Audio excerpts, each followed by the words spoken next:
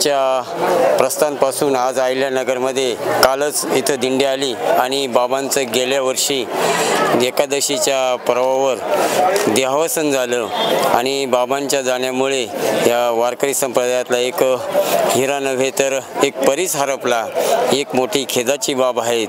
त्यांच्या पाठीमागे असलेला त्यांचा परिवार, त्यांच्या सुनबाई आमच्या भगिनी सुनीताताई आणि शुभम दादा या दिंडीचं या ठिकाणी काम करतायत आणि ही दिंडी पंढरपूरकडे जात असताना आज अहिल्यानगरमध्ये या ठिकाणी पुण्यस्मरणाचा कार्यक्रम या ठिकाणी साजरा झाला आहे आणि त्यांच्या जाण्यामुळे निश्चितच आम्हाला फार असं मोठं दुःख झालं।